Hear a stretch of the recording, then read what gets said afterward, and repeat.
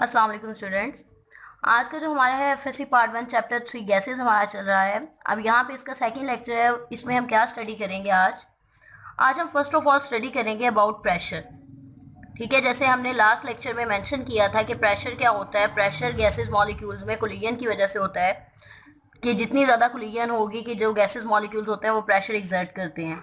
तो pressure actual में होता क्या, अगर हम प्रेशर को डिफाइन करें, एक डेफिनेशन तो इसकी जैसे कि आप फिजिक्स में पढ़ते हैं, force per unit area. Force per unit area is called pressure. कि फॉर एग्जांपल कि ये आपके पास कोई गिवन एरिया है, ठीक है, ये आपके पास क्या है, कोई एरिया है। ये अगर हम कहते हैं कि हमारे पास एरिया है 1 मीटर स्क्वायर एरिया, और उसके ऊपर क्या फोर्स लग रही है, इस एरिया के ऊपर से एक फोर्स लग रही है, और वो फोर्स क्या है, 1 न्यूटन की फोर्स लग रही है। तो F ओवर ए, इसको हम इस तरह से मेंशन करते हैं, pressure is equal F over A. F के हमारे पास 1 न्यूटन फोर्स है और एरिया हमारे पास कितना है, 1 मीटर स्क्वायर है। तो प्रेशर का यूनिट क्या बन जाएगा, 1 न्यूटन पर मीटर स्क्वायर। तो प्रेशर की डेफिनेशन एक हमने दी, फोर्स पर यूनिट एरिया। अगर हम इसकी दूसरी डेफिनेशन की बात करते हैं, जो कि हम केमिस्ट्री में आपकी टेक्स्ट बुक में भी इसको मेंशन किया गया है, तो वो हमारे पास किस तरह से की है, जस्ट सपोज कि ये आपके पास एक सी लेवल है। इसको हम क्या मेंशन करते हैं कि ये हमारे पास क्या है, सी लेवल है। सी लेवल के ऊपर सपोज कोई ऑब्जेक्ट पड़ा हुआ है। अब इस ऑब्जेक्ट पे, ये इसके ऊपर हमारे ऊपर का क्या है, एटमॉस्फेयर।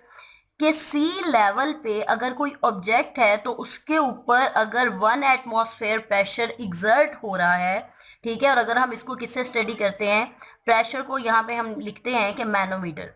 मैनोमीटर क्या होता है, मैनोमीटर हमारे पास वो इंस्ट्रूमेंट है जो कि यूज होता है प्रेशर मेजरमेंट के लिए, ठीक है। अगर हम यहाँ पे मेंशन करते हैं कि 1 एटमॉस्फेरिक प्रेशर क्या होता है, एक हमने यूनिट मेंशन किया न्यूटन मीटर में, और दूसरा हम मेंशन करते हैं कि जो प्रेशर होता है, जो स्टैंडर्ड एटमॉस्फेरिक प्रेशर होता है, वो किसके इक्वल होता है, 1 एटमॉस्फेयर के इक्वल होता है। अब 1 एटमॉस्फेयर एक्चुअल में होता क्या है कि अगर सी लेवल पे, साल के तौर पे मैनोमीटर है, और मैनोमीटर में जो कॉलम यूज होते हैं वो क्या होते हैं, इस तरह का इसका कुछ शेप होती है कि ये कॉलम होता है, ठीक है। और इस कॉलम में किस चीज की फिलिंग होती है, इस कॉलम में मरकरी फिल होता है, और मरकरी का सिंबल क्या है, हमारे पास Ag है। कि अगर हम टेस्ट करते हैं कि इस ऑब्जेक्ट पे, एक ऑब्जेक्ट है सी लेवल पे, इस पे एटमॉस्फेयर की तरफ से या ऊपर एयर की तरफ से कितना प्रेशर एग्जर्ट हो रहा है, और उसे मैनोमीटर में देखते हैं, तो मैनोमीटर कितनी रीडिंग देता है, 760 मिलीमीटर ऑफ मर्करी। तो इसका मतलब है कि वो प्रेशर जो कि हवा किसी ऑब्जेक्ट पे 760 मिलीमीटर का प्रेशर एग्जर्ट करती है, वो किसके इक्वल होता है, 1 एटमॉस्फेयर। मीन 1 एटमॉस्फेयर किसके इक्वल है, 760 मिलीमीटर ऑफ मर्करी कॉलम। के मीन्स कि सी लेवल पे अगर कोई ऑब्जेक्ट पड़ा है तो उसके ऊपर जो एयर प्रेशर एग्जर्ट करती है वो किसके इक्वल होता है, 760 मिलीमीटर ऑफ मर्करी के इक्वल होता है। और 760 मिलीमीटर ऑफ मर्करी किसके इक्वल होता है, 1 एटमॉस्फेयर के इक्वल होता है। ये हमने मेंशन कर दिया कि 1 एटमॉस्फेयर क्या होता है। अब अगर हम नेक्स्ट इसके यूनिट मेंशन करते हैं, 1 एटमॉस्फेयर को इस तरह से लिखा जाता है, 1 atmosphere that is equal to 760 millimetre of mercury. अब अगर इनके बाकी यूनिट्स को हम स्टडी करते हैं तो फर्दर इनके यूनिट्स कौन से हैं कि 1 मिलीमीटर ऑफ मर्करी हमारे पास जो प्रेशर का यूनिट होता है that is equal to 1 torr. कि 1 मिलीमीटर ऑफ मर्करी किसके इक्वल होता है, 1 टॉर के इक्वल होता है। तो इट्स मीन कि 760 मिलीमीटर ऑफ मर्करी कितने टॉर के इक्वल होगा, 760 मिलीमीटर ऑफ मर्करी किसके इक्वल है, 760 टॉर के इक्वल है। और इसको अगर हम सेंटीमीटर्स में देखते हैं तो ये किसके इक्वल होगा, 76 सेंटीमीटर ऑफ मर्करी कॉलम। अब नेक्स्ट यूनिट्स की बात करते हैं। अभी तक हमने 3 यूनिट्स पढ़े जो आपको एज इट इज याद करने हैं। फर्स्ट वन हमने एटमॉस्फेयर देखा, सेकंड वन हमने मिलीमीटर ऑफ मर्करी देखा, थर्ड वन हमने टॉर देखा, और फोर्थ वन हमने क्या मेंशन किया, 76 सेंटीमीटर ऑफ मर्करी। अब अगर हम न्यूटन मीटर की बात करते हैं, जैसे कि जो न्यूटन मीटर है ये हमारे पास क्या है, एसआई यूनिट है प्रेशर का। और एटमॉस्फेयर क्या है, एटमॉस्फेयर जो है ये प्रेशर का स्टैंडर्ड यूनिट है। तो इन सारे यूनिट्स को अगर हम रिलेट करते हैं, स्टैंडर्ड यूनिट्स में वैल्यू क्या होती है, ये बल्कि एसआई में तो ये होता है 101325 न्यूटन पर मीटर स्क्वायर। कि न्यूटन मीटर स्क्वायर में 1 एटमॉस्फेयर किसके इक्वल होता है, 101325 न्यूटन पर मीटर स्क्वायर। और न्यूटन पर मीटर स्क्वायर इधर मेंशन करें तो 1 न्यूटन पर मीटर स्क्वायर किसके इक्वल होता है, that is equal to 1 pascal. तो इसका मतलब है कि 101.325 को न्यूटन पर मीटर स्केल लिखें या न्यूटन मीटर की जगह हम पास्कल लिखें तो एक ही वैल्यू होगी। और अगर इसको किलो पास्कल में मेंशन करें तो क्योंकि किलो जो होता है 1000 के इक्वल होता है तो 101.325 किलो पास्कल के इक्वल आएगा। और इसके बाद एक फर्दर यूनिट है पाउंड्स पर स्क्वायर इंच। पाउंड्स पर स्क्वायर इंच क्या होता है कि अगर हमारे पास सपोज 1 इंच का एरिया है तो उसके ऊपर कितने पाउंड्स की फोर्स लग रही है तो उसको हम मेंशन करते हैं पाउंड्स पर स्क्वायर इंच। तो हमारे पास 1 एटमॉस्फेयर पाउंड्स पर स्क्वायर इंच में किसके इक्वल होता है 14.7 psi। psi किसको मेंशन करता है पाउंड्स पर स्क्वायर इंच। तो इस टॉपिक में जो आपको याद रखने की चीज़ है, फर्स्ट वन आपने याद रखनी है प्रेशर की डेफिनेशन। सेकेंड वन जो आप लोगों ने याद रखने हैं वो इसके यूनिट्स हैं कि हमारे पास कौन से यूनिट है। अगर हम इन सबको इकट्ठा करते हैं, एटमॉस्फेयर है, मिलीमीटर ऑफ मर्करी है, टॉर है, टॉर के बाद न्यूटन पर मीटर स्क्वायर है, उसके बाद पास्कल है, किलो पास्कल में वैल्यू, और लास्ट वन हमारे पास क्या आ जाती है पाउंड्स पर square inch, that is 14.7, that is equal to 1 atmosphere. और ये जितनी भी वैल्यूज हैं ये किससे रिलेट करती हैं, ये हमने बताई है कि 1 एटमॉस्फेयर किस यूनिट में कितनी कितनी अमाउंट के इक्वल होता है। अब हम नेक्स्ट टॉपिक पे आते हैं जो कि हमारे पास जो मेजर इस चैप्टर के हमारे पास लाज हैं, क्योंकि हम गैसेस को स्टडी कर रहे हैं। तो फर्स्ट वन हम डिस्कस करते हैं गैस लाज कि गैस लाज होते क्या हैं और गैस लाज का मकसद क्या होता है। असल में गैस लाज में हम अगर इसको डिफाइन करने की कोशिश करते हैं, गैस लाज में फाइंड आउट किया जाता है रिलेशनशिप बिटवीन वॉल्यूम, या हम इसको कह सकते हैं रिलेशनशिप फाइंड आउट करते हैं between volume, temperature and pressure. अब अगला क्वेश्चन हमारे पास ये आता है कि हम कैसे इनका रिलेशन फाइंड आउट करते हैं। तो असल में रिलेशनशिप का मतलब है कि हम टेम्परेचर का भी इफेक्ट देखते हैं वॉल्यूम पे, प्रेशर का भी इफेक्ट देखते हैं वॉल्यूम पे।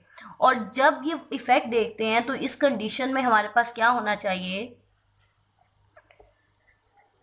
एट कांस्टेंट कंसंट्रेशन, या हम कह सकते हैं कांस्टेंट नंबर ऑफ मोल्स, कि अगर हमारे पास एक गैस है नंबर ऑफ मोल्स, कि अगर हमारे पास एक गैस दी गई है उसके नंबर ऑफ मोल्स में कोई चेंजिंग नहीं आनी चाहिए, मीन्स उसकी क्वांटिटी सेम रहनी चाहिए। और हमने देखना है कि अगर उस गैस के टेम्परेचर में कोई चेंज आता है, प्रेशर में कोई चेंज आता है तो वो वॉल्यूम पे क्या इफेक्ट करेंगे। जस्ट सपोज हम यहाँ पे मेंशन करना चाह रहे हैं कि हमने वॉल्यूम में चेंज देखना है कि वॉल्यूम पे टेम्परेचर चेंज करने से क्या इफेक्ट होता है, वॉल्यूम पे प्रेशर चेंज करने से क्या इफेक्ट होता है।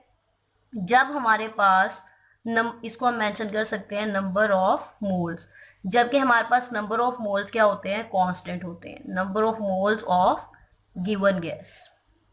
ठीक है, कि हमने देखना है कि effect of temperature and pressure on volume, कि टेम्परेचर और प्रेशर का वॉल्यूम पे इफेक्ट होता है। ये सारी चीजें हम किसमें स्टडी करेंगे, गैस लाज में। अब अगर हम देखें कि हमने इस चैप्टर में कौन से लॉज स्टडी करने हैं गैस लॉज, फर्स्ट वन हम स्टडी करेंगे बॉयल्स लॉ। यहाँ पे हम इसका पहले शॉर्ट सा इंट्रोडक्शन देखेंगे। सेकंड वन हम मेंशन करेंगे चार्ल्स लॉ को ब्रीफली स्टडी करेंगे। थर्ड वन हमारे पास जो इंपॉर्टेंट लॉ है वो कौन सा है एवोगैड्रोस लॉ। और उसके बाद हम यहाँ पे जो लॉ इससे तो रिलेट नहीं करते लेकिन हम यहाँ पे पढ़ेंगे इस चैप्टर में, हम Graham's law of diffusion, Graham's law of diffusion भी स्टडी करेंगे। और फिफ्थ वन हम देखेंगे Dalton's law of partial pressure.